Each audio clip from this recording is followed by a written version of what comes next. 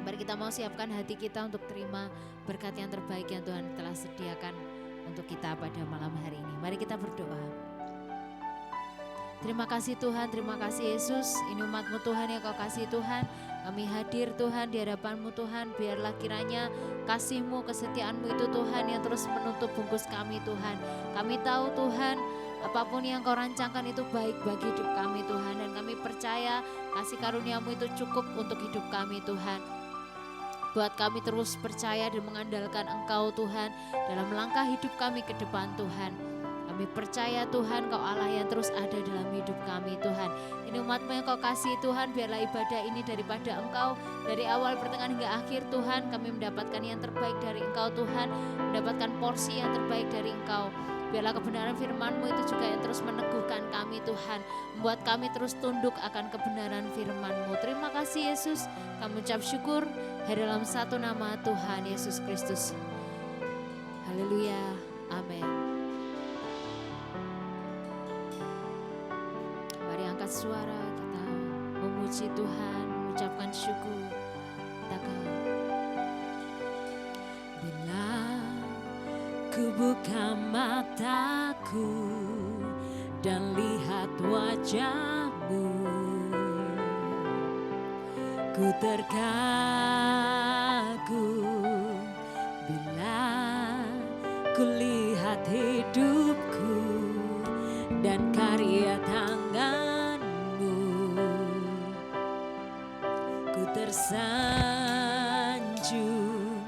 karena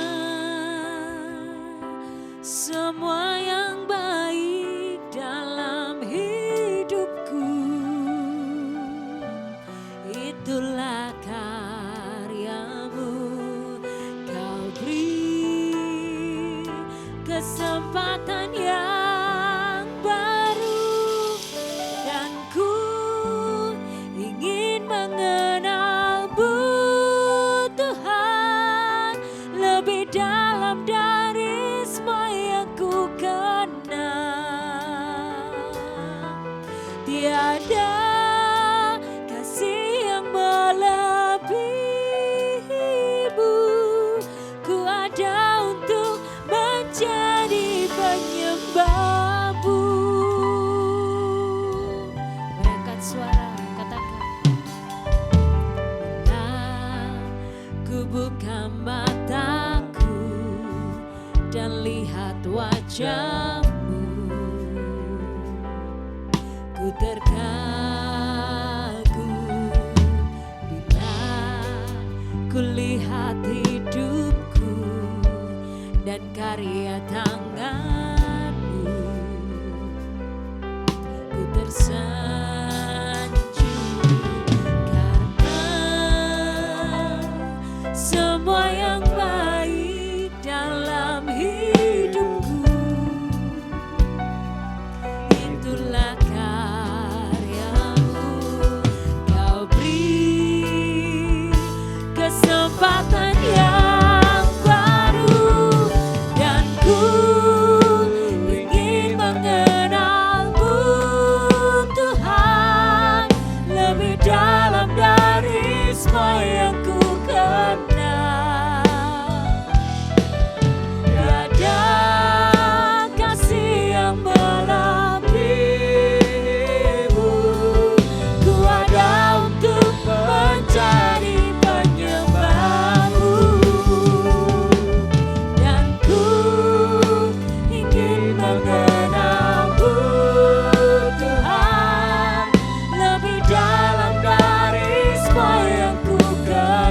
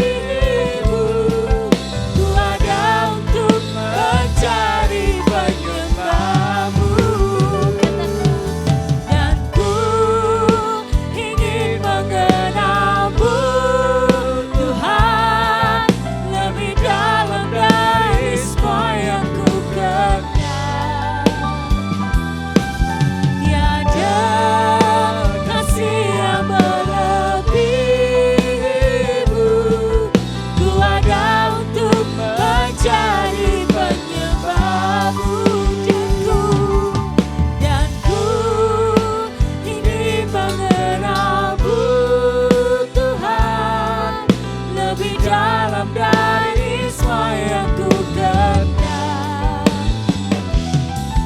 Tiada kasih yang melebihimu, ku ada untuk menjadi penyembahmu. Ku ada untuk mencari, ku ada untuk mencari, ku ada untuk mencari penyembahmu.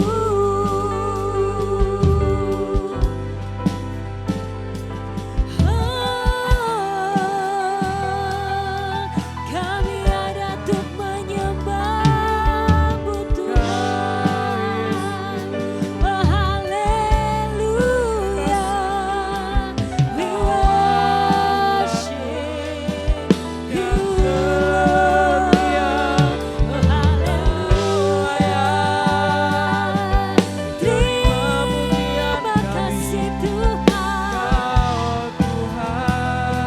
We worship you.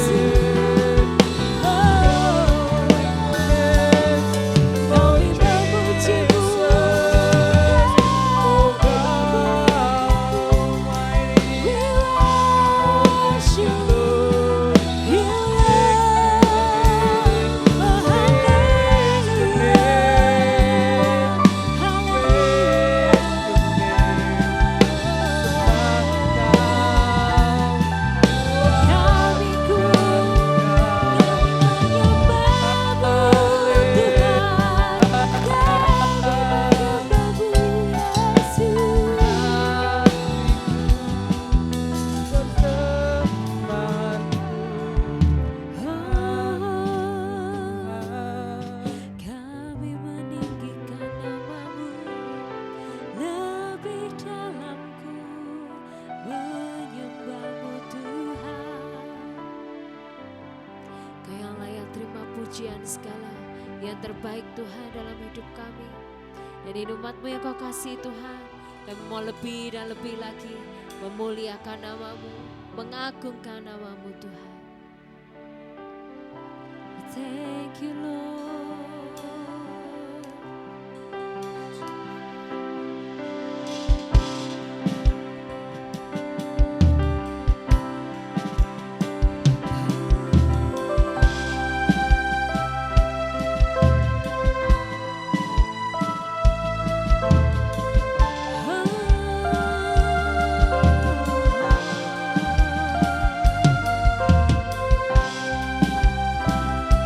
Mari sembah, haleluya, we worship you Lord. Sungguh besar setiamu, nyata di sepanjang hidupku. Darah-Mu telah layakkan kehidupanku.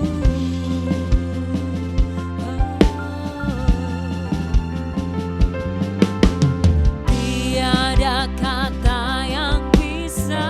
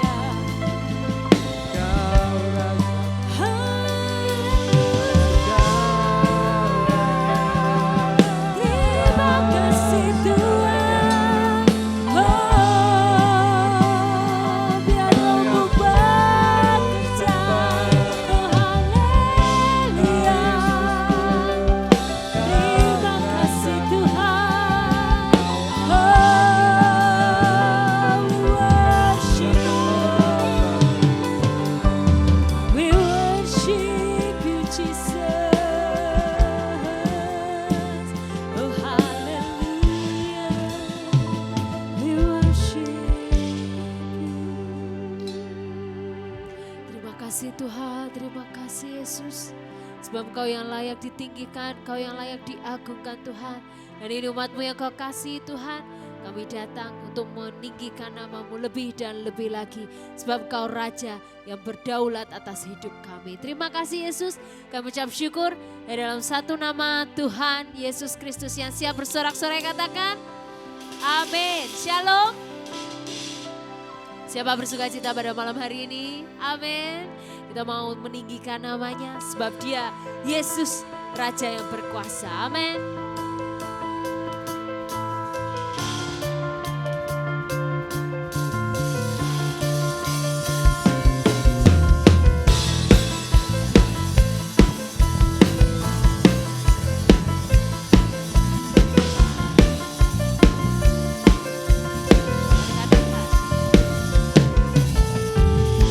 Bersyukurlah kepadanya, bawalah pujian baginya, karena Dia Raja, oh Dia yang perkasa. Tuhanlah kekuatanku, mazmur dan keselamatanku, Dia penolongku, yang beri hidupku. Kau yang percaya seluruh semesta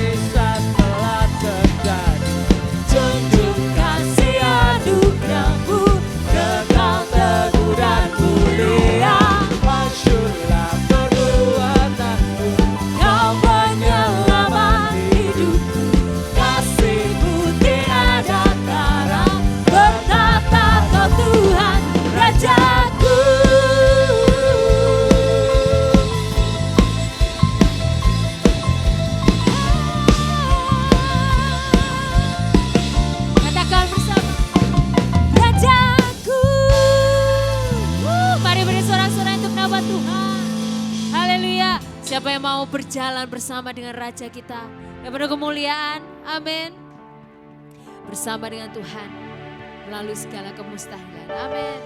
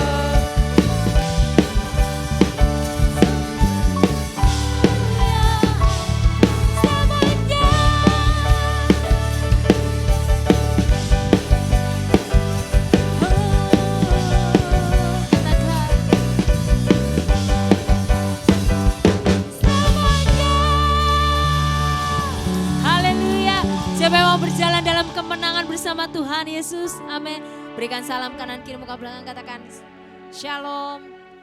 Terus semangat mengiring Tuhan. Amin.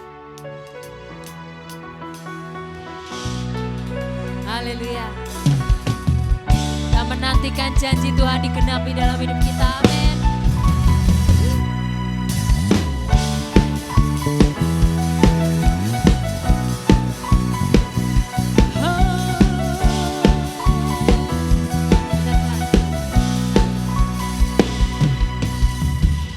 Pelukis cakrawala merangkai jagat raya, pencipta alam semesta.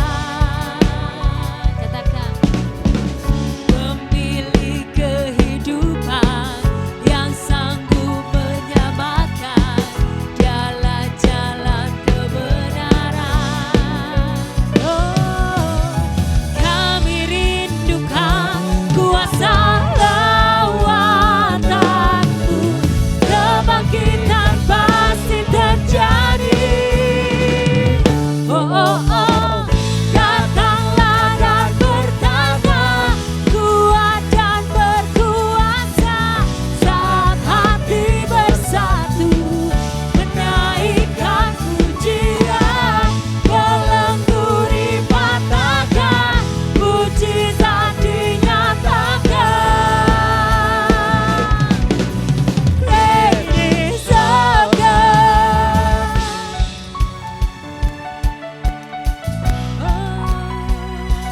Katakan.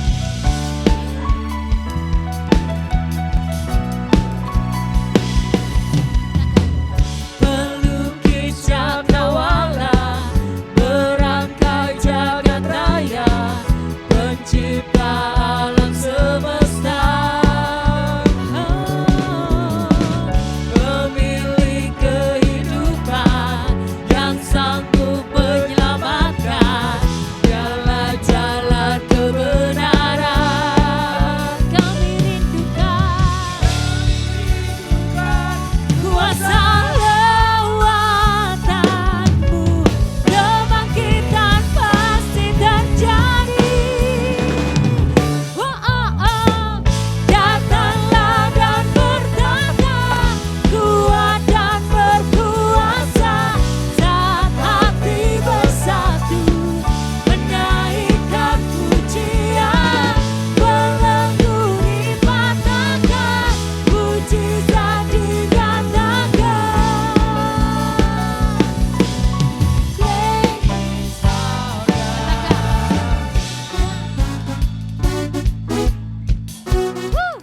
Mari bertepuk tangan. Haleluya.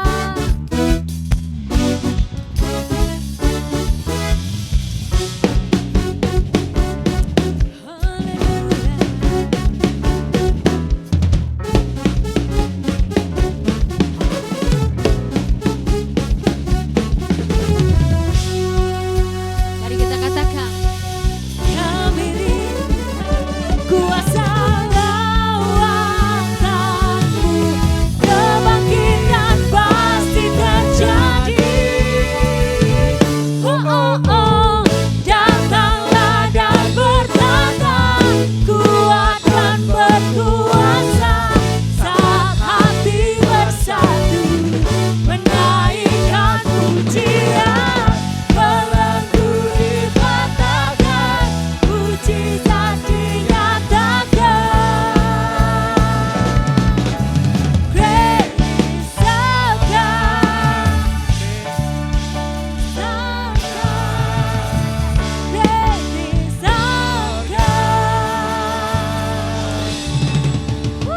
Mari beri sorak-sorai untuk nama Tuhan. Haleluya. Silakan duduk kembali saudara yang kasih Tuhan. Haleluya. Siapa dari kita yang percaya Tuhan itu pegang kendali dalam hidup kita? Amin. Ya, sedikit kesaksian saudara. Mungkin yang hari-hari ini sudah menonton ya The Last Supper, yang filmnya yang terbaru itu ya. Kemarin saya dan anak-anak murid itu nonton gitu ya. Dan ada satu rema yang sangat nancep dalam hidup saya, yang saya percaya Tuhan bicara ketika menonton film itu. Mungkin nanti kalau yang lain bisa nonton ya, karena di sini ada bagaimana Petrus. Nah, di sini kalau yang Passion of the Christ itu lebih berbicara tentang ketika Tuhan Yesus disalib ya. Namun kalau yang The Last Supper ini lebih berbicara kepada pergumulan tiap-tiap muridnya ketika mengiring Tuhan Yesus. Dan kita salah satunya pasti. Amin. Saya merasa seperti Petrus kala itu. Dan pasti yang diingat apa ayatnya. Dan jikalau engkau sudah insaf, sudah kembali lagi untuk terus percaya, ayo kuatkan saudara-saudaramu. Bukankah hari-hari ini, mungkin hari-hari yang lalu, mungkin hari-hari ke depan kita mungkin merasa, aduh kok ngikut Tuhan gini-gini ya, kok ada apa ini, kok berat mungkin, kok tidak semulus yang seperti kita lihat, ya enggak? Namun kita percaya, kalaupun iman kita mungkin sempat goyah, namun Tuhan tidak membuat kita sampai tergeletak. Amin. Tuhan terus mendoakan, terus menopang dengan kasih karunia-Nya, dan itu yang membuat kita terus ada dalam kasih karunia Tuhan.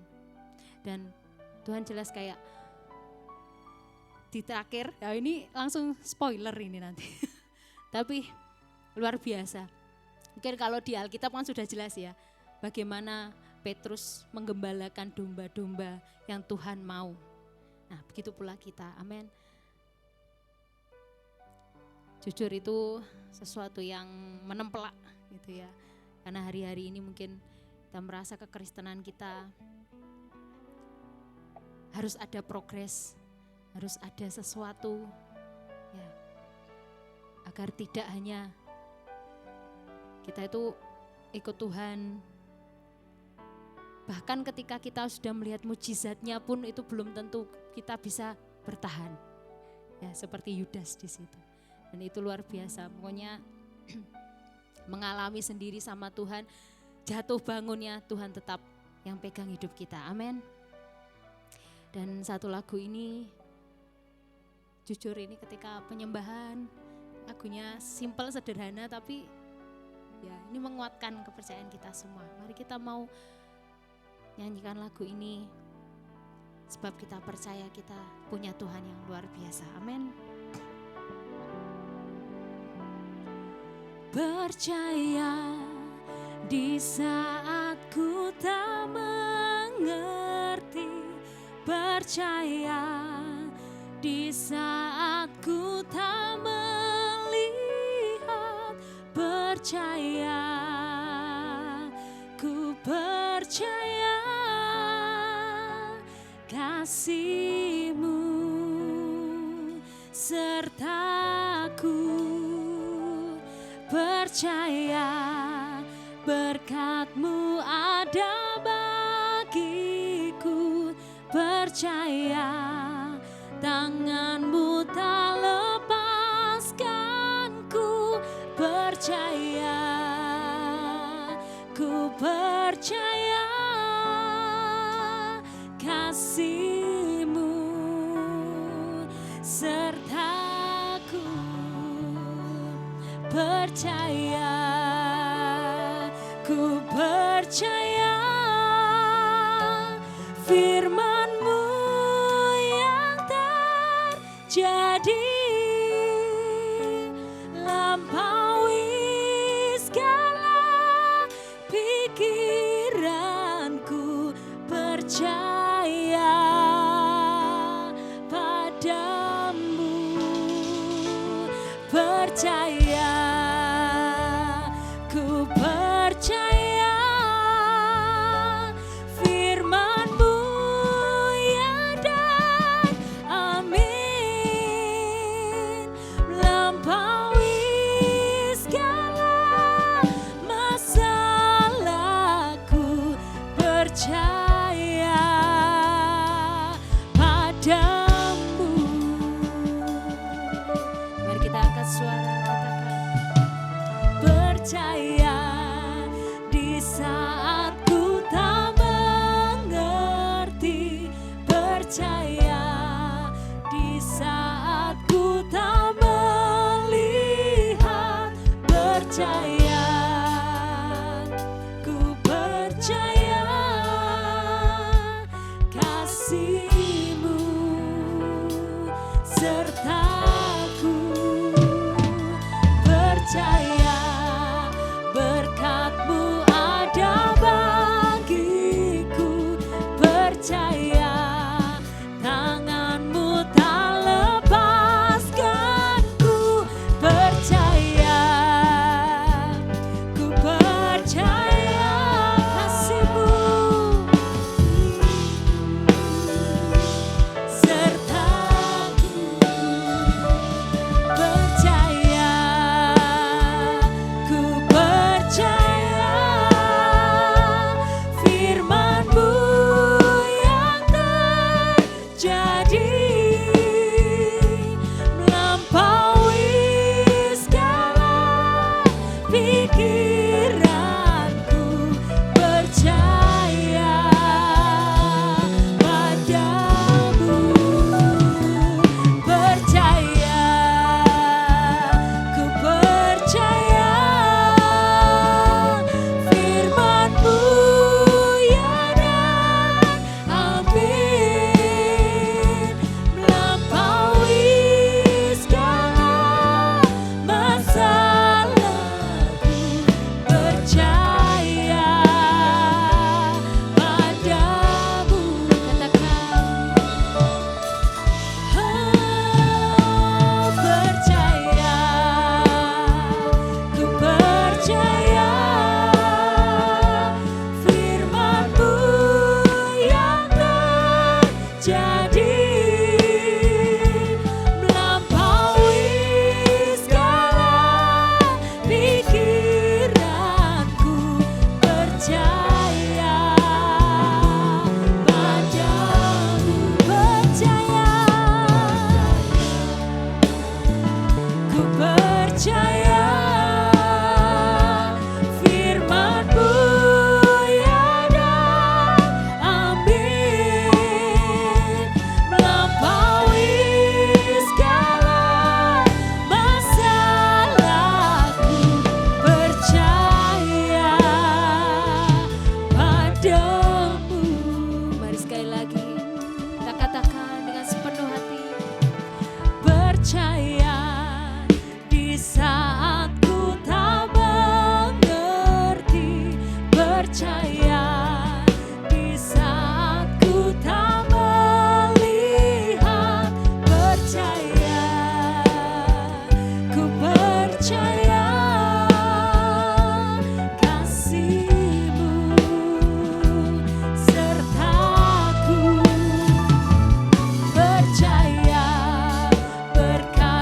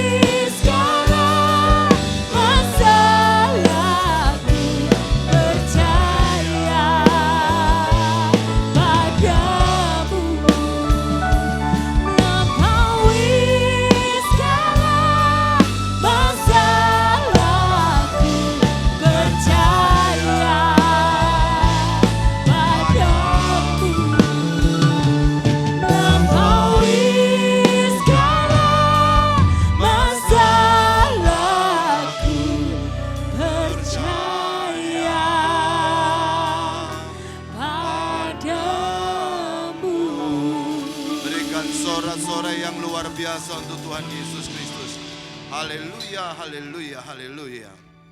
Segala puji hormat syukur hanya untuk kemuliaan Allah Bapa di surga, Sang Pencipta alam semesta. Segala puji hormat syukur hanya untuk kemuliaan Yesus Kristus, Tuhan dan satu-satunya juru selamat orang berdosa. Segala puji hormat syukur hanya untuk kemuliaan Roh Kudus, Roh yang menginsyafkan kami dari dosa, menghibur dan menuntun ke jalan yang benar.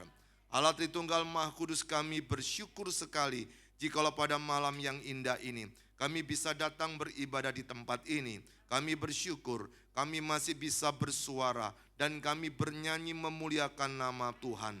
Dan kami bersyukur pula punya kekuatan sejenak untuk menikmati siraman firman Tuhan. Sebelum hamba-Mu yang terbatas ini menjelaskan tentang isi hati-Mu, lebih dahulu Tuhan Yesus urapi satu persatu umat-Mu yang hadir. Jamah satu persatu jemaat-Mu, lawat kami semua, supaya setiap yang hadir pada saat ini dipastikan diberkati oleh firman Tuhan. Yang sakit Tuhan jamah dan sembuhkan, yang berbeban berat Tuhan pasti pulihkan, dan yang takut melihat kepada hari besok Tuhan Yesus pasti buka jalan. Karena bersama dengan Tuhan Yesus kami pasti akan melewati segala persoalan. Berkarya Roh Kudus kami siap menikmatinya. Di dalam nama Tuhan Yesus kami sudah mengucap syukur dan berdoa. Haleluya. Mari yang percaya sama-sama katakan amin. Berikan tepuk tangan dong Tuhan Allah kita. Haleluya. Silakan duduk saudara. Shalom. Shalom. Apa kabar? Ada sukacita? Coba lihat senyumnya dong. Shalom. Apa kabar? Ada sukacita? Mana mesemnya? Alkitab berkata hati gembira adalah obat yang manjur, tapi semangat yang patah mengeringkan tulang. Saya senang setiap memulai firman mengingatkan jemaat dari Amsal 17 ayat yang ke-22 itu. Kenapa saudara? Karena dengan hati gembira itu akan menolong kita melewati segala persoalan, tetapi ingat belum tentu masalahnya selesai. Kita ini kalau menghadapi persoalan sakit, penyakit, ingin sembuh, enggak salah. Ketika kita menghadapi persoalan hutang piutang, ingin lunas, enggak salah. Tapi bukan itu kadang-kadang Tuhan ingin menjawabnya. Tetapi bagaimana kita menantikan jawaban Tuhan, belajar punya hati gembira. Tapi kalau kita tidak punya hati gembira, lawan katanya adalah bersungut-sungut. Lawan katanya adalah marah-marah. Lawan katanya adalah maki-maki. Lawan katanya adalah cemberut. Mukanya itu tidak menampakkan wajah kemuliaan Tuhan. Kenapa bisa seperti itu? Karena dia tidak berjuang untuk memiliki hati gembira. Hati gembira saudara bukan karena tertawa terbahak-bahak, tetapi dimulai dari ucapan syukur bahwa setiap yang kita alami, setiap yang kita nikmati tidak pernah terlepas dari apa yang Tuhan ingin kerjakan untuk kita dalam rencana mendatangkan kebaikan. Jadi saudara yang dikasih Tuhan, saya tidak tahu hari ini apa yang sedang kau hadapi. Tapi saya rindu setiap yang hadir, pastikan engkau pulang bawa manfaat atau keuntungan dari ibadah pada saat ini. Amin. Puji Tuhan. Nah saudara yang dikasih Tuhan, apakah sudah berbuka semua? Oh haleluya. Nah saudara, saya mau tanya kepada saudara tempat ini, coba pikir satu makanan yang paling saudara sukai, favorit. Sudah ketemu? Coba pikir satu makanan yang paling saudara favorit. Entah itu yang ada di Tuban atau di daerah Anda masing-masing atau di mana terserah. Tapi itu yang paling saudara sukai luar biasa. Yang paling favorit. Sudah ketemu? Oke, kalau sudah ketemu, simpen baik-baik apa yang engkau ingin makan itu. Sekarang pertanyaannya begini, makanan itu sudah engkau temukan, tetapi kapankah makanan yang paling enak itu, yang paling favorit itu, saudara tidak mau makan lagi? Tidak enak dimakan, gak suka dimakan. Kapan kira-kira? Apa? Oke, sakit, apalagi? Apa? Bosen. Oke, apa lagi? Ada lagi? Waktu kenyang. Oke, bagus. Ada lagi? Saudara, satunya sakit, satunya bosen, satunya waktu kenyang. Jadi pada waktu kita sedang sakit, jadi saudara sakit itu bukan cuma fisik, tapi bisa juga sakit pikiran. Sedang ditagih pinjol, kemudian dia gelisah, dia nggak bisa nikmati makanan yang enak. Atau sakit hati, lagi jengkel dengan seseorang, kemudian ada makanan enak, tidak jadi enak juga. Tapi ada pula yang berkata, bosan ya Bu ya. Kenapa bosan? Karena muncul tiap hari. Jadi apapun yang muncul tiap hari, lama-lama akan bosan. Makanya jangan kaget ada suami bosan istri, ada istri bosan suami, ada orang tua bosan anak, ada anak bosan orang tua. Kenapa? Ketemu tiap hari. Tidak salah pula ketika dia juga bosan baca Alkitab, dia juga bosan untuk berdoa kepada Tuhan. Kenapa? Namanya sering dia nikmati tiap hari, akhirnya jadi sesuatu yang hambar sifatnya. Tapi yang ketiga, menarik juga, yaitu kenyang. Begitu kan? Jadi kalau sudah kenyang, makanan itu meskipun enak, kita enggak tertarik untuk menikmatinya. Kenapa? Karena sudah kenyang. Demikian kadang-kadang saudara, ada orang loh suka ke gereja, dia itu dengar apa yang disampaikan pengkhotbah, tapi sudah kenyang menghafal ayat, sampai ayat itu mendal sendiri. Makanya berapa banyak, kadang-kadang saya lihat itu pemain musik, kalau di gereja-gereja yang wow keren itu gede-gede, pada waktu sedang mendengarkan khotbah, mereka hilang. Jadi nanti pada waktu firman selesai, dia bisa masuk kembali. Saudara bayangkan, semestinya orang-orang pemain musik itu hidupnya harus lebih sakti lagi, lebih suci lagi, lebih kudus lagi. Tiap hari, tiap minggu dia dengar khotbah. Bayangkan, kalau hari Minggu 5 kali dia dengar khotbah, mestinya 1 bulan itu dia sudah menikmati firman untuk hari Minggu aja, 5 kali 4, 20 kali firman Tuhan. Belum lagi ibadah biasa-biasanya. Mestinya lebih banyak lagi. Tapi kenapa hidup mereka tidak pernah berubah? Kenapa jahatnya tetap stabil? Karena dia mungkin sudah muak dengan firman yang didengar, atau mungkin dia merasa sudah nek karena kenyang. Paling khotbahnya seperti ini, paling arahnya seperti itu. Makanya jangan kaget, di dalam episode perkembangan gereja di terakhir ini, pengkhotbahnya kan diganti-ganti. Tetap aja orangnya jahatnya tetap stabil kan. Zaman dulu coba ingat tahun 70-80, yang khotbah kan gembala terus kan. Nggak berubah-berubah. Materinya ya itu, tapi mereka setia. Artinya saudara, bukan jaminan karena pada waktu seseorang sedang menikmati firman Tuhan, dia harus tahu apa yang ingin dia dapatkan.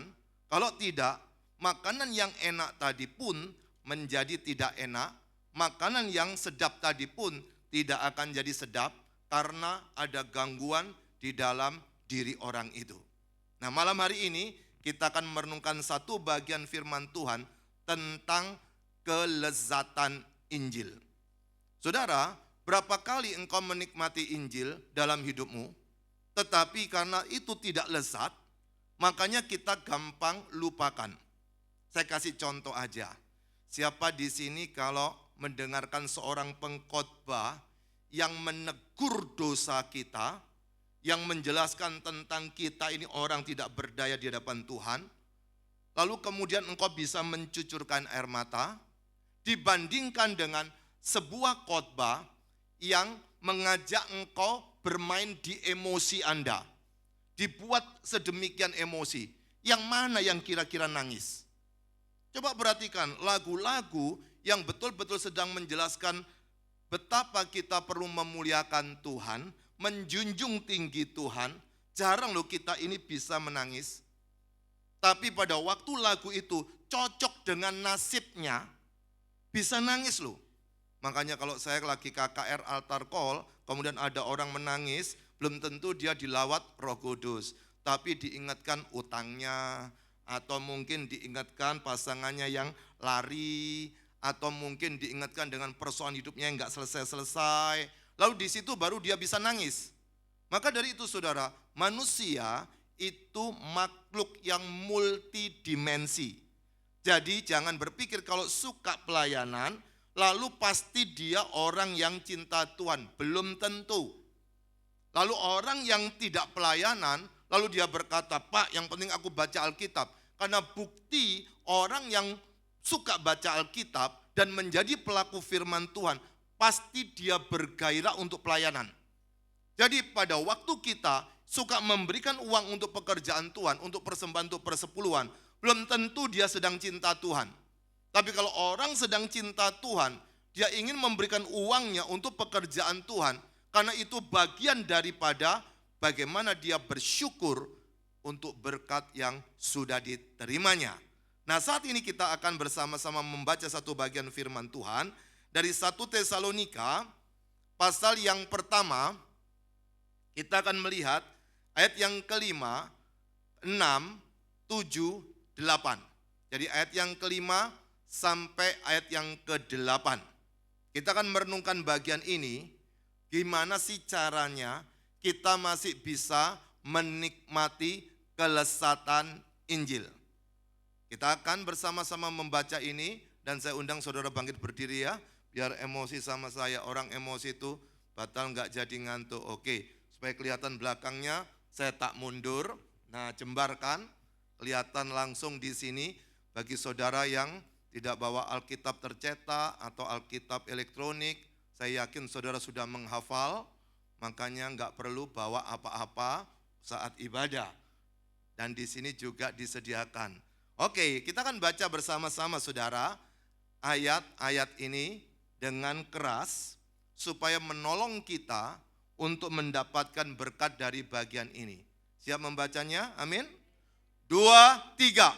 Sebab Injil yang kami beritakan bukan disampaikan kepada kamu dengan kata-kata saja, tapi juga dengan kekuatan oleh Roh Kudus dan dengan suatu kepastian yang kokoh.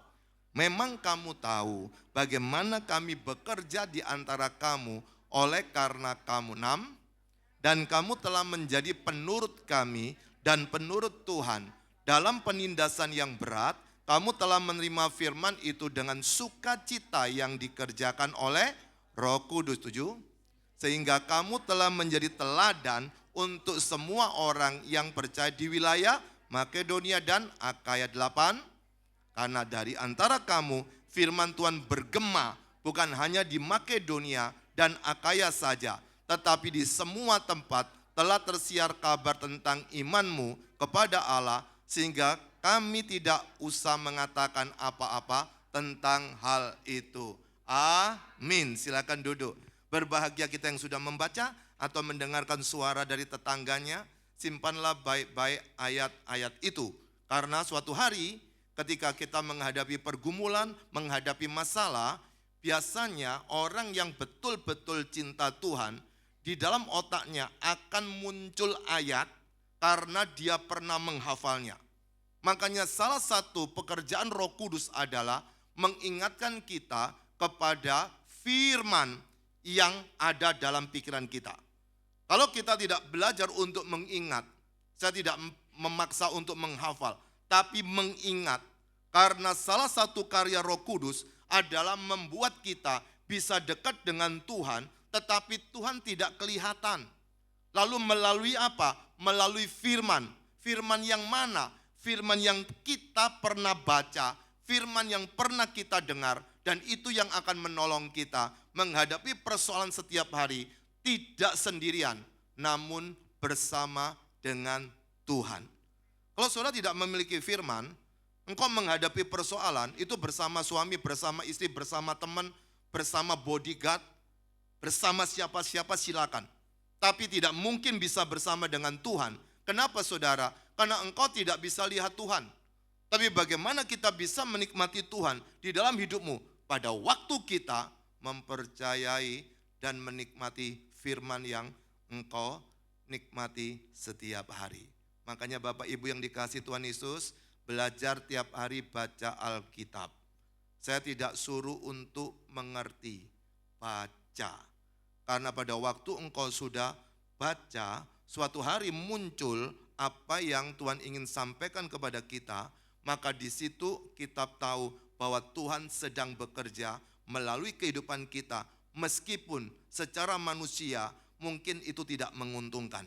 Manusia itu makhluk homo economicus.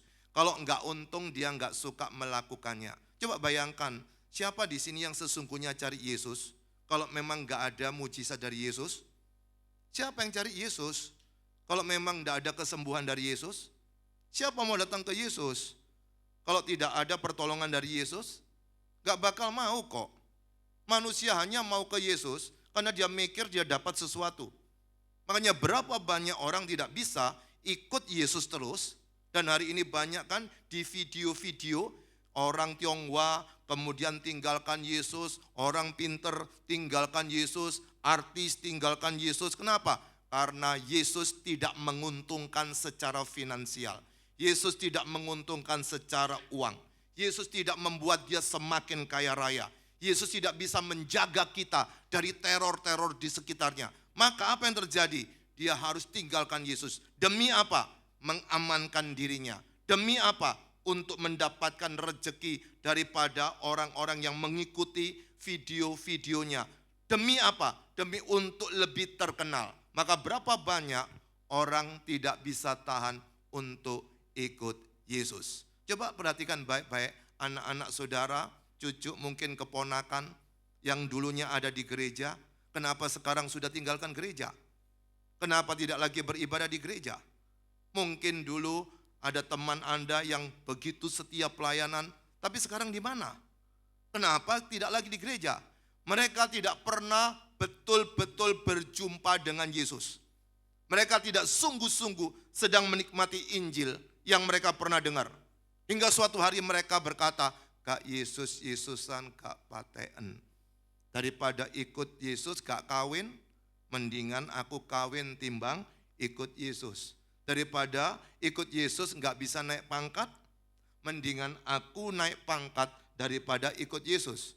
Kalau ikut Yesus gak bisa terkenal, mendingan aku tinggalkan Yesus dan aku bisa terkenal." Saudara, itulah pilihan yang terus-menerus akan dihadapi oleh generasi sekarang dan generasi ke depan. Kalau hari ini saya menyampaikan ini, jaga baik-baik keluargamu, jaga baik-baik anakmu, jaga baik-baik orang yang engkau cintai. Ada kemungkinan suatu hari ada yang lebih mempesona daripada Yesus. Dia bisa tinggalkan Yesus. Berapa banyak anak pendeta yang meninggalkan gereja dan pelayanan dan meninggalkan Yesus juga. Mengapa bisa seperti itu? Karena mereka tidak mendapatkan kekuatan dari Injil, tidak menikmati kuasa dari Injil. Maka dia berkata, buat apa Yesus-Yesusan? Gak penting Yesus, yang penting aku terkenal dan aku bisa berbuat baik. Maka di situ dia hanya memikirkan apa yang menurut dia menguntungkan. Hari ini gereja pun berlomba-lomba. Tujuannya satu, bukan untuk membuat orang mendekat kepada Yesus, tapi bikin begitu banyak acara. Yang penting terkagum-kagum dengan ibadah yang dilakukannya. Apakah mereka berjumpa dengan Yesus? Apakah mereka menikmati Yesus? Kadang-kadang kita tidak memikirkan itu. Karena kita ingin dipuji, ingin dihargai. Karena kita ingin dihormati. Seringkali kita tidak bisa menikmati Yesus di dalam hidup kita setiap hari. Nah saudara, pada waktu kita membaca bagian ini, dalam 1 Tesalonika 1 ayat 5 sampai ke 8, adalah bagian dari surat Paulus kepada jemaat Tesalonika. Pada waktu dia ada di Tesalonika, dia sudah membina jemaat ini sedemikian rupa lebih dari 1 bulan. Tapi kemudian yang terjadi ketika Paulus harus pindah ke tempat lain, Korintus, maka mendapatkan kabar mereka sedang mengalami goncangan-goncangan. Lalu pada waktu mereka mengalami goncangan, diingatkan kembali melalui firman Tuhan yang kita baca. Itu sebagian saja. Ada banyak yang Paulus ingin teguhkan kepada mereka. Mereka menghadapi ajaran sesat. Mereka menghadapi juga bagaimana mereka diganggu oleh orang-orang lingkungannya yang membuat mereka ragu-ragu bahwa dirinya adalah seorang Kristen. Mereka dibuat untuk beralih kepada Injil yang lain. Saya kasih contoh, Injil yang lain. Tolong bukakan Kak 2 Korintus pasal yang ke-11, ayat yang ke-4. Perhatikan baik-baik dikatakan di situ, 2 Korintus 11 ayat yang ke-4. Sebab kamu sabar saja jika ada seseorang yang datang memberitakan siapa? Yesus yang lain daripada yang telah kami beritakan. Atau memberikan kepada kamu apa? Roh yang lain daripada yang telah kamu terima. Atau Injil yang lain daripada yang telah kamu terima. Jadi saudara, pada waktu itu beredar 3 hal ini. Ada Yesus lain, ada roh yang lain, ada Injil yang lain. Pada waktu ini sedang dituliskan oleh Rasul Paulus, ingat perjanjian baru belum ada. Yang ada cuma perjanjian lama. Pada waktu ini dituliskan, Injil Matius, Markus, Lukas, Yohanes, Kisah Rasul, Roma, dan seterusnya. Itu belum ada. Masih berupa surat secara pribadi kepada jemaat-jemaat itu. Dan di saat yang sama muncul tulisan-tulisan yang lain. Mungkin itu Injil Thomas, mungkin Injil Bartolomeus, mungkin Injil Maria. Ada macam-macam jenis Injil. Hampir semua nama muncul kata-kata terkait dengan Injil. Hari ini kan banyak kan, kalau Bapak Ibu tidak mau digembalakan baik-baik di tempat ini, sukanya bergereja di media sosial, tahu-tahu dibingungkan. Tahu-tahu, wah luar biasa, bagus sekali ini. Makanya itu pentingnya kita ada di sebuah jemaat di mana engkau berada, karena akan menolong kita ketika ada serangan, kita sudah dipagari oleh namanya persekutuan. Saudara tahu, kalau engkau suka nonton film hewan-hewan di TV, khususnya TV kabel, maka kalau ada satu rusa yang keluar dari kelompoknya, itu yang diincar sama singa atau harimau. Pada waktu mereka bergerumbul begini terus, itu mereka cuma nunggu ada satu yang keluar. Demikian juga Anda perhatikan pada waktu ikan-ikan atau burung-burung itu ketika keluar nanti baru dimangsa di situ.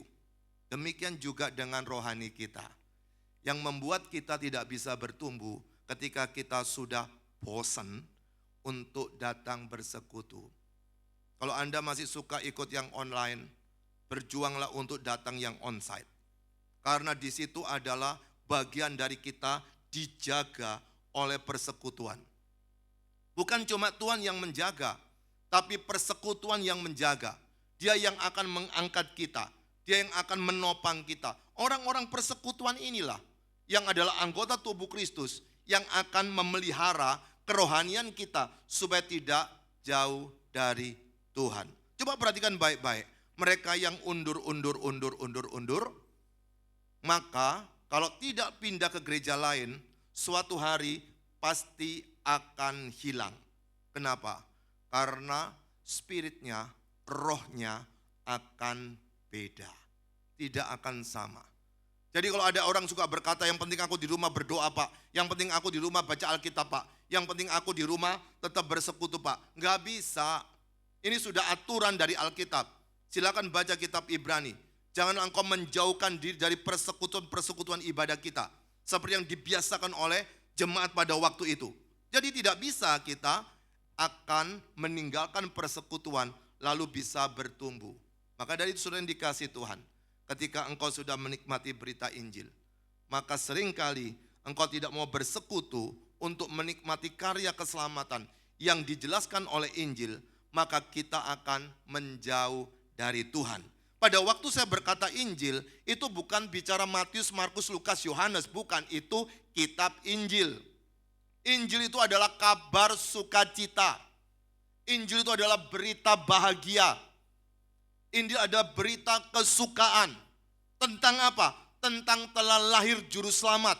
Tentang apa? Tentang Allah yang maha kuasa mau turun ke dalam dunia ini. Menjadi manusia Yesus, mati di atas kayu salib. Untuk apa? Menebus kita dan mengampuni dosa kita. Pada waktu Injil itu berkarya, maka di situ kita punya kekuatan baru. Untuk apa? Menghadapi kenyataan yang seringkali membuat kita jauh dari Tuhan. Jadi pada waktu saya berkata tentang kata-kata Injil, itu mewakili kata kabar sukacita atau berita bahagia. Bagaimana kita menikmati kabar sukacita? Bagaimana kita menikmati kabar bahagia? Bagaimana kita menikmati berita kesukaan ini? Ada 3 hal yang bisa kita nikmati di dalam ayat ini. Kembali di dalam 1 Tesalonika 1 di ayat yang ke-5 tadi. Yang pertama, cara kita untuk bisa menikmati Injil adalah menerima Injil. Sebab Injil yang kami beritakan bukan disampaikan kepada kamu dengan kata-kata saja. Ini seringkali berhenti di sini ketika seseorang sedang belajar kabar sukacita ini. Sedang belajar berita bahagia ini. Kita jujur-jujuran aja. Semakin kita tua, semakin merasa pintar untuk memahami Injil atau kabar sukacita tentang Allah yang turun jadi manusia ini. Semakin kita umur di atas 60-70 merasa sudah tahu, betul-betul tahu apa yang sudah kita pernah baca dulu. Tapi hati-hati, jangan sampai itu cuma berupa kata-kata saja. Tapi ada pula di sisi lain orang yang suka berkata begini, Allah gajah dibelangkoni, iso khotbah ora iso nglakoni. Jadi dia mikir apa? Cuma lambe tura yang ngomong ini, cuma ngecepret aja, cuma cerita. Makanya berapa banyak orang berpikir kalau sampai dia sudah membolak-balik Injil, menceritakan, lalu yang dengar cuma bilang apa? Wih, pinter ngomong ya, ilmunya banyak sekali ya, luar biasa, tafsirannya keren, saya angkat jempol. Tapi orangnya nggak berubah loh. Perhatikan orang-orang di Jerman, orang-orang di Amerika. Apa kurang orang pinter di sana? Sangat pinter sekali dia ngajar Alkitab, tetapi orang tidak berubah. Kita menghadapi satu pergumulan yang berat ketika kita memikirkan bagaimana Injil bekerja.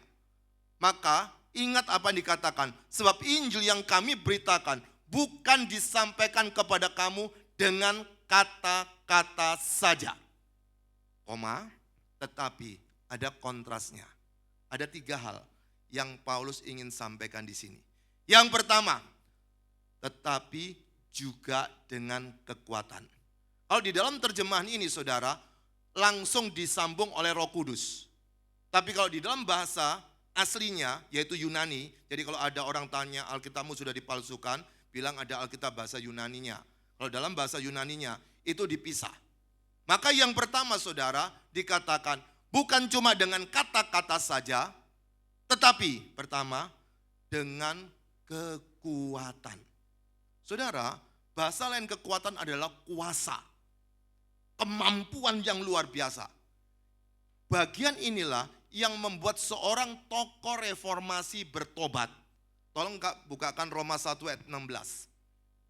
Dalam Roma pasal 1 ayat yang ke-16 cuma saya baca. Saya tidak akan ulas, saya tunjukkan kepada saudara. Sebab aku mempunyai keyakinan yang kokoh dalam Injil. Mengapa? Karena Injil adalah kekuatan Allah. Kata kekuatan di sini dengan kata kekuatan di Tesalonika mempergunakan bahasa yang sama di dalam bahasa Yunani, mempergunakan kata dunamis. Tahu dinamit? Pernah tahu dinamit? Kecil di sini, bang, bisa kena semua. Jadi kata dinamit itu dari kata dunamis ini untuk menjelaskan tentang ada power, ada kekuatan yang luar biasa. Itu yang membuat seorang bernama Martin Luther, tokoh reformasi, berkata, sebab aku mempunyai keyakinan yang kokoh dalam Injil. Mengapa? Karena Injil adalah kekuatan Allah yang apa? Menyelamatkan setiap orang percaya. Pertama-tama orang Yahudi, tapi juga orang Yunani. 17-nya. Kemudian dikatakan di ayat 17-nya di sini, sebab di dalamnya nyata kebenaran Allah yang bertolak dari iman dan memimpin kepada iman. Seperti ada tertulis, orang benar akan hidup oleh apa? Iman. Kembali 1 Tesalonika 1 ayat yang ke-5 tadi. Nah, saudara yang dikasih Tuhan, pada waktu kita tahu Injil yang disampaikan Rasul Paulus itu bukan cuma pakai lambe tura, kurang gawean, lalu ngomong, kata teman saya namanya kacang, kakek cangkem. Bukan itu saudara, tetapi ada kuasanya, ada powernya. Tapi kenapa kita nggak menikmati power? Berapa banyak kita ini kadang-kadang ketika melayani orang ketakutan luar biasa, lalu suka maksa, suka neken-neken. Kenapa bisa begitu? Karena dia lupa ada kuasa yang ada di balik Injil. Kalau kita tidak bisa menikmati kuasa itu, kita tidak bisa membawa suami ke gereja. Engkau tidak bisa bawa istri ke gereja. Tidak bisa bawa mertua ke gereja. Tidak bisa bawa orang tua ke gereja. Tidak bisa bawa anak-anak ke gereja. Coba Anda pernahkah melayani mereka, lalu Anda berkata begini, wes males Pak, percuma Pak, nggak mungkin bisa Pak. Kenapa ngomong seperti itu? Karena sudah tidak sadar, kita sudah menghilangkan kuasanya. Berapa banyak kita berpikir, ketika engkau menikmati Yesus, lalu pada waktu yang bersamaan, engkau tidak menikmati kuasa tadi, lalu orang itu gampang putus asa pada waktu pelayanan. Karena apa? Karena dia tidak tahu ada kuasa yang bekerja di dalam Injil. Ada kuasa yang bekerja dalam kabar sukacita. Ada kuasa yang bekerja dalam kabar gembira. Seorang ibu yang melahirkan susah, mungkin bayinya 3 lebih atau hampir 4 kilo, itu beratnya luar biasa. Biasanya bisa pingsan. Kalau lahir normal, sampai bisa keluar, katanya mereka langsung merasa kehilangan rasa sakit. Saya tidak pernah melahirkan ya, cuma ini cerita. Jadi pada waktu sudah brojol begitu, yang sebelumnya mungkin sudah maki-maki, wis kapok aku duwe anak lagi kapok Lombok, nanti anak juga ada lagi, nanti mungkin juga mikir macam-macam. Tapi pada waktu keluar, plung, rasanya gimana gitu. Ada sesuatu yang dia dapat. Lalu selamat Bu, selamat Bu. Kenapa saudara? Dia mendapatkan berita bahagia. Anaknya lahir dengan selamat. Saudara, orang yang menikmati kabar seperti ini mestinya punya kekuatan. Apalagi ini kekuatan dari Allah. Bayangkan, yang kedua, Injil itu bukan cuma ada kekuatannya, ada kuasanya. Tetapi dalam Injil itu sendiri, itu dikerjakan oleh Roh Kudus. Dia bukan kata-kata manusia, tapi ada Roh Kudus yang bekerja. Makanya seringkali pada waktu kita pelayanan, pada waktu kita menyampaikan firman, kadang-kadang kita suka memaksakan orang bisa untuk berubah secepat mungkin. Oh tidak, tugas kita cuma woro-woro. You know woro-woro? Cuma ngomong doang. Lalu kalau mereka mau berubah ya berubah. Gak ada satupun orang yang bisa meyakinkan orang. Susah, bakul jamu aja susah kok. Sales-sales itu juga susah kok. Lalu pada waktu dengar khotbah di mimbar, siapa kamu? Apa pangkatmu? Bagaimana engkau bisa damai sejahtera? Padahal engkau sendiri menghadapi persoalan ekonomi yang begitu berat. Tapi kita lupa ada kuasa, ada kekuatan di balik Injil. Hari ini saya tidak tahu apa atau siapa yang sedang kau layani. Tapi ingat, ketika engkau melayani, bukan cuma ingat kuasanya, tapi ada pribadi Roh Kudus. Roh Kudus adalah Allah sendiri. Allah Tritunggal, Bapa, Anak, Roh Kudus. Satu Allah dengan 3 pribadi, bukan 3 fungsi. Satu Allah dengan 3 pribadi. Bapa, Putra, Roh Kudus. Pada waktu penyampaian firman, maka Roh Kudus sendiri yang ambil alih untuk menjaga, untuk melindungi, untuk menolong. Supaya orang menikmati berita sukacita tadi. Jadi saudara tahu, kalau ada orang ke gereja, kemudian dia tidak menikmati perubahan hidup, jawabannya ada di sini. Dia tidak mendapat jamahan dari Roh Kudus, meskipun dia nyanyi sampai termehek-mehek. Kenapa? Kalau Roh Kudus bekerja, orang itu harusnya berubah. Makanya jangan iri hati kepada temanmu yang hidupnya nggak berubah. Pelayanannya boleh bagus. Ketika dia melayani di depan juga luar biasa hebat. Tapi kalau tidak ada perubahan hidup, hati-hati, engkau tidak menikmati kekuatan oleh Roh Kudus dalam teks ini. Dan ada lanjutannya, dengan suatu kepastian yang kokoh. Bukan abal-abal, bukan omon-omon, tapi suatu kepastian yang kokoh. Dalam bahasa aslinya, itu mempergunakan kata asuransi. Pernah tahu asuransi? Tahu asuransi? Pernah ikut asuransi? Itu sales asuransi, itu sales yang paling keren di dunia. Kalau mau belajar ilmu tentang marketing, belajarlah kepada sales asuransi. Ada orang berani bayar 250 juta, itu cuma ditukar satu lembar kertas. Kok percaya?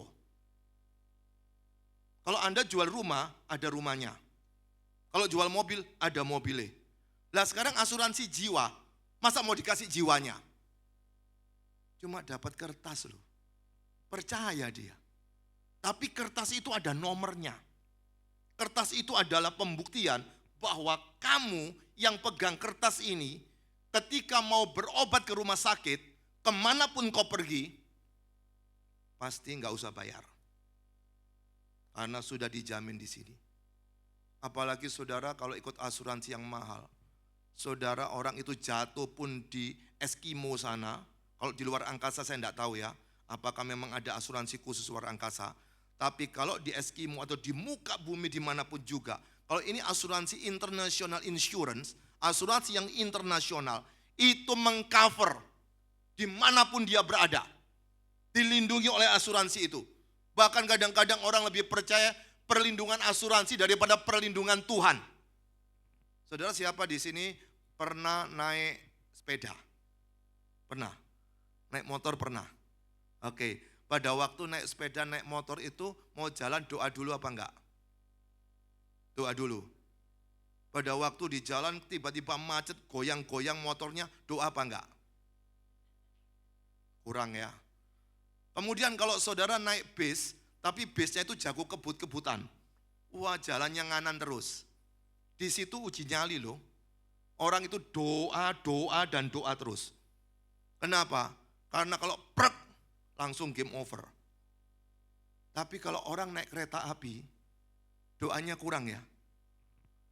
Apalagi kalau duduknya, cari tempat duduk yang aman, bisa-bisa nggak doa dia. Tapi herannya, kalau naik pesawat terbang, dia doa juga. Siapa di sini naik pesawat terbang lupa doa? Dia pasti doa, naik kereta api bisa lupa karena dia yakin aman. Dari baja lagi, jalannya sudah ada jalan sendirian lagi. Kecuali kalau dia jalan lewat tebing yang terjal, cemplung ya lain cerita itu. Tapi ingat saudara, ketika kita tahu di mana yang tidak aman, kita baru minta perlindungan Tuhan. Tapi perhatikan baik-baik dalam teks ini. Pada waktu firman itu disampaikan, maka di situ ada suatu kepastian, ada satu pengcoveran, ada satu perlindungan, kepastian yang kokoh. Berarti apa? Pada waktu Paulus berkata-kata kepada jemaat di Tesalonika, lalu pada saat yang sama dia diganggu oleh Injil lain, diganggu oleh roh lain, diganggu oleh Yesus lain, maka di saat yang sama Paulus berkata di sini, saat dia memberitakan Injil, aku ngomongnya tidak asal ngomong. Meskipun memang ketika aku bicara mempergunakan kata-kata. Tapi ini bukan sembarang kata-kata. Tapi kata-kata yang pertama saudara tahu, kata-kata yang punya kuasa. Bukan cuma kuasa, kata-kata yang dilindungi Roh Kudus. Bukan cuma dilindungi Roh Kudus, tapi kata-kata ini ada jaminan yang kuat. Untuk apa? Untuk mengubah hidup seseorang. Lalu Paulus memberikan kesaksiannya. Saya sudah memberitakan Injil kepada kamu. Tapi perhatikan di sini. Mungkin kamu lagi ngece sama saya. Mungkin kamu anggap saya seorang rasul yang miskin. Mungkin kamu anggap aku ini bukan siapa-siapa. Lalu Paulus berkata begini. Memang kamu tahu bagaimana kami bekerja di antara kamu oleh karena kamu. Jadi Paulus pada waktu mengerjakan apapun yang dia kerjakan. fokusnya dalam hal ini pemberitaan Injil. Tujuan utamanya bukan untuk ketenaran dia, bukan kepopulernya dia, bukan dia untuk dipuji. Tapi pada waktu dia mengatakan ini, dia berkata, aku lakukan ini untuk kamu. Coba Anda perhatikan, ada orang yang pada waktu bawa orang ke gereja, siapa yang bawa dia ke gereja? Kita rasanya berjasa kan? Kita rasanya yang menolong Tuhan. Kita rasanya yang mengambil bagian tempat itu. Atau saudara mungkin di tempat ini, engkau merasa berjasa adanya gereja ini. Atau mungkin ketika engkau pelayan dimanapun, engkau merasa ada jasa di situ. Tapi Paulus berkata, memang kamu tahu bagaimana kami bekerja di antara kamu, enggak selesai oleh karena kamu. Hari ini saudara, kalau engkau sedang melayani seseorang, termasuk keluargamu, bukan fokus berhasil atau tidak. Tapi fokusnya adalah apa yang kau kerjakan untuk orang itu ataukah untuk kepuasan kita. Hal yang kedua saudara, gimana caranya supaya kita bisa menikmati Injil dalam hidup kita. Kalau pertama, menerima Injil. Yang kedua, melakukan firman. Ayat yang ke-6 berkata sebagai berikut. Dan kamu telah menjadi penurut kami dan penurut Tuhan. Dalam penindasan yang berat, kamu telah menerima firman, itu dikerjakan dengan sukacita oleh Roh Kudus. Saya mulai dari bawah, dari bagian ini. Saudara, kita di Indonesia ini enak loh. Anda dengar firman hari ini tidak dalam tekanan yang berat. Tidak dalam ketakutan. Tapi zaman dulu saudara, ketika mendengarkan firman, itu tekanannya berat luar biasa. Tidak seperti di Indonesia. Hari ini engkau masih bisa makan 1 hari 3 kali. Mungkin mereka zaman dulu malah gak dikasih makan. Hari ini ada beberapa negara di Afrika makan 3 hari sekali. Anda pernah berpikirkah ketika Israel menyerang jalur Gaza, ada gereja di situ juga. Kemudian dibom juga. Orang Kristennya bagaimana? Meskipun dia tidak dalam nama Tuhan Yesus, kalau kena rudal mati juga. Atau kemudian nyerang ke Suria atau ke Libanon di atasnya. Banyak gereja di situ. Kristen di situ banyak sekali. Tapi mereka juga harus mendapatkan tekanan luar biasa. Bukan cuma tekanan kena rudal, tapi lingkungan di sekitarnya mereka benci kepada mereka. Anda bayangkan, mereka menghadapi maju kena, mundur kena. Mereka tekanannya luar biasa, tapi mereka tahu apa yang sedang mereka hadapi. Dan di sini Paulus sedang mengatakan, ketika kamu menerima Injil, kamu dalam penindasan yang berat. Kemudian, tapi kamu bisa menikmati pun, jangan terlalu sombong, tapi itu pun dikerjakan oleh Roh Kudus. Makanya pada waktu dikatakan, yang berat kamu telah menerima firman itu dengan sukacita, tapi jangan merasa diri berjasa, tapi itu pun dikerjakan oleh Roh Kudus. Saudara, saya ngomong, kalau sampai momot, sampai jelasin detailnya luar biasa, kalau engkau tidak menikmati persekutuan dengan Roh Kudus, gak dapat apa-apa. Kalaupun dapat, itu secara intelektual. Seperti belajar matematika, 1 tambah 1 sama dengan 2, 2 tambah 2 sama dengan 4, 4 tambah 8 sama dengan 12, engkau bisa hafal, bisa tahu. Tapi matematika tidak mengubah hidupmu semakin kuat. Demikian juga dengan firman. Berapa banyak orang pandai memperkatakan firman, tapi tidak pernah menjadi pelaku firman. Kalau pada waktu dia tidak melakukan firman tersebut, maka firman bukan menjadi bagian hidupnya. Apa buktinya? Seseorang itu melakukan firman, dia akan menjadi seseorang yang diteladani, dikatakan, dan kamu telah menjadi penurut kami. Maka orang Tesalonika itu diberitahu, saya bersyukur kamu mengalami seperti ini dalam penindasan sukacita yang begitu engkau nikmati, tapi jangan lupa itu adalah pekerjaan Roh Kudus, dan kamu ternyata menjadi penurut kami. Maka pada waktu dikatakan menjadi penurut kami, Paulus dan temannya sedang pasang badan. Kalau kamu kebingungan, ikutin gayaku ini. Penurut kami, ikutin apa yang aku lakukan. Dan penurut Tuhan. Tadi kan saya sudah katakan, pada waktu ini dituliskan, Alkitab Perjanjian Baru belum ada. Jadi cuma dua, mau ikut Paulus dan ikut Tuhan. Alkitabnya belum lengkap, cuma ada Perjanjian Lama. Perjanjian Barunya belum ada. Jadi pada waktu Perjanjian Baru belum ada, berarti mereka gereja sudah ada. Sejak Pentakosta gereja sudah ada. Yesus sudah ada, firman yang hidup sudah ada. Tapi kitabnya belum jadi. Kitabnya lengkap menjadi seperti ini, itu di abad keempat, tahun 393 di Kartago. Tapi pada waktu sebelumnya sudah beredar kopian-kopian surat-surat ini. Mereka belajar, tapi enggak semua bisa memegang. Maka pada waktu ini disampaikan, mereka cuma mengikuti apa yang dikatakan oleh kami. Kami itu kata ganti orang jamak. Kedua jamak. Berarti bukan cuma Paulus, ada Timotius di situ. Berarti lebih dari satu. Maka pada waktu ini sedang dikatakan, Paulus sedang menjelaskan, sudah kamu masalahmu apa? Dengerin baik-baik apa yang kami katakan. Itu gampang atau susah? Kenapa hari ini banyak orang ketika menyampaikan firman tidak pede lagi, tidak percaya diri lagi? Atau di sisi lain ada yang over percaya dirinya luar biasa? Pada waktu kita menyampaikan firman, kita sedang memikirkan bagaimana orang itu bisa menurut. Saudara, beberapa waktu yang lalu, ini saya kasih contoh 3 telepon dari mahasiswa saya acak 3 ini yang saya ingat baik-baik. Yang pertama dia telepon dari pedalaman Sumatera Utara. Dia orang Jawa, 3-tiganya orang Jawa. Dia dapat telepon, saya tidak tahu di kota mana, pokoknya pedalaman Sumatera Utara.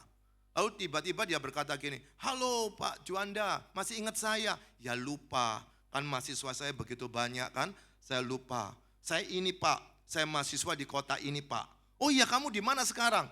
Saya ada di Sumatera Utara Pak. Loh sedang apa kamu? Saya sedang penginjilan Pak. Loh kok jauh sekali? Kenapa pergi ke sana? Saya ingin memenangkan suku sana Pak. Oke, bagus, saya bilang begitu. Kemudian saya tanya, kamu sudah menikah? Sudah. Sama siapa Pak? Sama orang suku di sini Pak. Loh kok bisa? Kan Bapak yang suruh. Nah saudara, saya ketika mengajar misi, saya akan berkata, menikahlah dengan suku tempat di mana kamu berada. Yang satu lagi, itu pergi ke satu pulau besar namanya Kalimantan. Sama juga dia telepon. Kamu ngapain di sana? Dia pelayanan, masuk di pedalaman. Kamu nikah sama siapa? Sudah nikah? Sudah. Sama siapa? Orang di situ. Sama jawabannya. Kan itu Bapak yang suruh. Itu 2. Satu lagi ini. Yang satunya di pedalaman Papua. Kemudian dia telepon dari situ. Saya tanya, kamu di mana? Di pedalaman Pak, di mana Papua? Dia sebut nama sukunya. Saya sudah lupa namanya apa. Kemudian saya tanya, loh kamu sama siapa di situ? Kalau saya ke sana saya pikir pasti berdua dia. Enggak Pak, sendirian. Loh terus gimana? Istrimu gimana? Enggak Pak, saya menikah sama orang di sini Pak. Orang asli situ Pak. Loh kok bisa? Kan Bapak yang suruh. Saudara, kadang-kadang suara yang berotoritas orang akan dengar. Makanya jaga baik-baik mulut kita, karena di situ ada istilah menjadi penurut kami.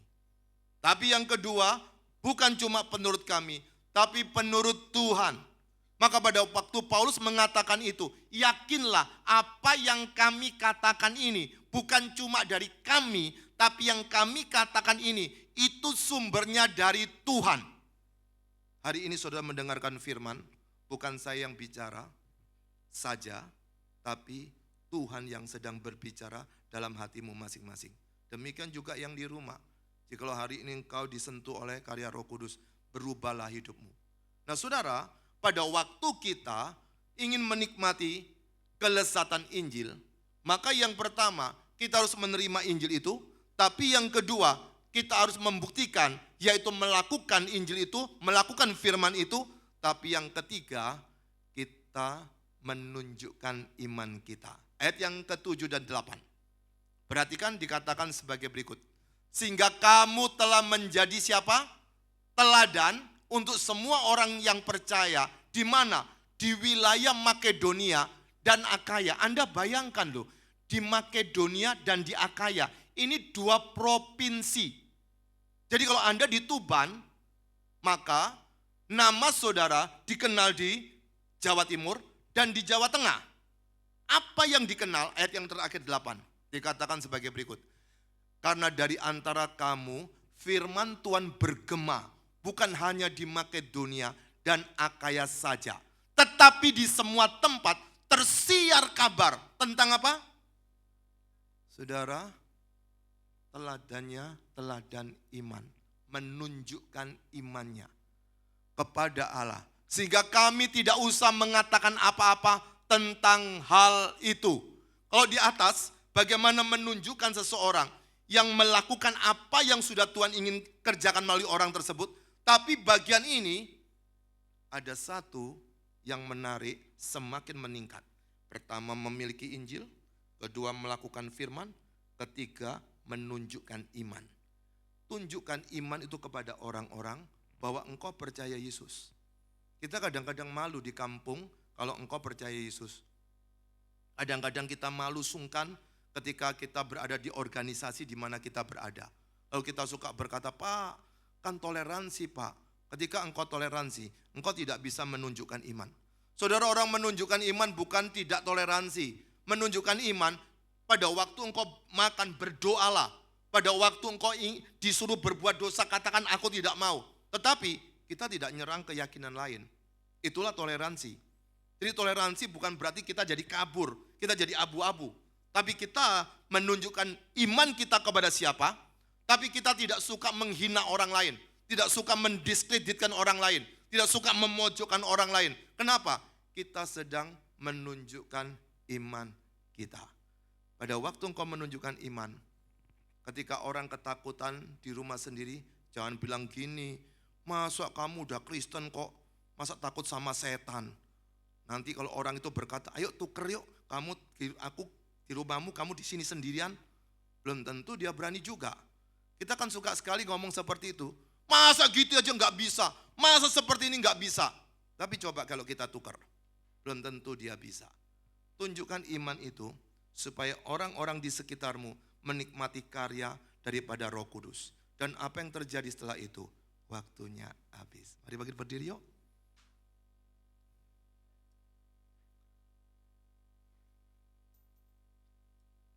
Sudah selesai, silakan bangkit berdiri. Ini serius saudara.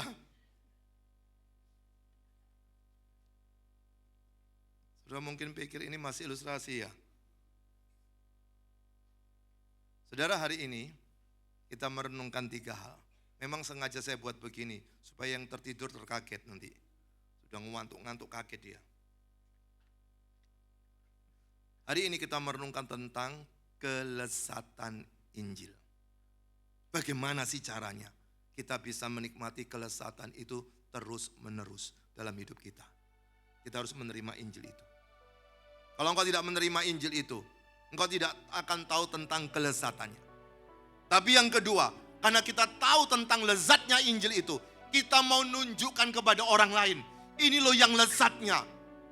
Tunjukkan melalui perbuatanmu setiap hari. Tapi yang ketiga, engkau bisa menunjukkan tentang kualitas imanmu. Tidak gampang takut, tidak gampang khawatir, tidak gampang diintimidasi. Baru-baru ini ada hashtag berkata Indonesia gelap. Tahu itu? Indonesia gelap. Yang ngomong itu kurang minum kopi yang pahit. Yang gelap bukan cuma Indonesia, seluruh dunia. Seluruh dunia gelap. Kalau dunia tidak gelap, Yesus tidak pernah berkata, akulah terang dunia. Kita bersyukur dunia gelap. Berarti itu sesuai apa kata Alkitab. Tidak ada satupun orang yang bisa menyelesaikan dosanya sendiri. Kecuali ada terang yang masuk ke tempat itu. Kalau tidak percaya ini, matikan lampu, akan gelap luar biasa. Tapi kalau engkau lihat mungkin ada satu LED yang ada di AC itu angka 13 atau ada yang warna hijau kecil. Meskipun kecil sekali, tapi terang itu bisa nunjukkan jalan keluar lu. Terang yang kecil harus bisa menerangi yang gelap. Jangan ikut-ikutan. Pada waktu keadaan ekonomi seperti ini, engkau ikut-ikutan juga berkata, memang susah. Lu dari dulu memang susah. Enggak pernah enggak susah. Pak, setelah aku nikah, susah sekali Pak. Kamu enggak nikah juga susah. Dunia memang seperti ini Pak, Bu. Makanya kita harus sadar, kita punya Injil, kabar sukacita. Jelasin, aku punya kabar gembira. Aku punya kabar sukacita. Jangan takut. Aku punya kabar sukacita. Aku punya kabar gembira. Yesus bisa menolongmu.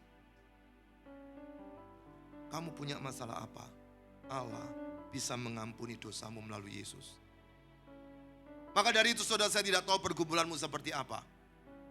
Tapi yang saya tahu, kalau kita sama dengan dunia, maka engkau tidak bisa menikmati kelezatan Injil. Ingat tadi ada 3 ilustrasi. Kenapa kita tidak bisa menikmati makanan enak? Sakit, bosan, kenyang. Kalau rohanimu sakit, siapapun yang berkata pun kau akan tolak. Tapi pada waktu engkau bosan, hadir sih hadir, tapi pulang tidak bawa apa-apa. Apalagi kalau kenyang. Aku tahu Pak, Allah yang khotbah lulusan SD Pak, ngerti opo, dia lupa Injil itu ada kuasa. Lupa dia. Mungkin dia ngomongnya pating pecotot, tapi Injilnya tidak pating pecotot. Jadi dengar baik-baik Injil yang didengar. Mulai hari ini belajar hormat kepada firman yang kau dengar. Jangan merendahkan pengkhotbahnya. Mungkin memang pendidikannya seperti itu. Memang intelektualnya seperti itu. Memang kemampuan bicaranya seperti itu. Tapi Injil adalah Injil. Kalau Tuhan masih pakai dia, berarti Tuhan tahu Injil itu akan mengubah hidupmu. Silakan tunduk kepalamu sejenak saudara. Saya tidak tahu apa yang menjadi pergumulan hidupmu saat ini. Tapi kalau hari ini kau sudah menikmati firman Tuhan hari ini, berdoalah kepada Tuhan. Berkat apa yang kau sudah dapat hari ini? Tuhan sudah lakukan segala sesuatu untuk kita. Dia sudah membela kita. Dia sudah menebus hidup kita. Dia sudah mengampuni dosa kita. Dia sudah ambil dosanya, dipikul oleh Yesus dan mati di kayu salib. Apakah ini kurang berharga bagi hidupmu? Jikalau Tuhan sudah mengampuni dosamu, kenapa engkau tidak bisa mengampuni orang lain? Kenapa tidak bisa mengampuni mantan suamimu, mantan istrimu, mantan anakmu, mantan anakmu, mertuamu, besanmu? Kenapa engkau tidak bisa mengampuni? Lupakah engkau sudah diampuni oleh Tuhan? Kalau Yesus sudah mendamaikan kita dengan Allah Bapa di surga, kenapa engkau tidak bisa berdamai dengan orang sekitarmu? Coba berdoa kepada Tuhan. Berkat apa yang bisa engkau bawa pulang dari firman hari ini? Semua berdoa, semua berdoa. Jangan ada yang diam, semua berdoa. Semua berdoa, akui dosa-dosamu. Kalau hari ini engkau tahu ada dosa yang kau simpan, minta ampun kepada Tuhan. Biarkan beres hidupmu. Tapi kalau engkau sudah tahu diampuni dosa, sekarang berjanjilah, hidupmu lebih baik lagi. Banyak tuaian di sekitarmu. Masa engkau tidak pernah belas kasihan untuk suamimu, istrimu, anak, mertua, besanmu, tetanggamu, yang suatu hari kalau dia mati dia akan tidak bertemu dengan Yesus?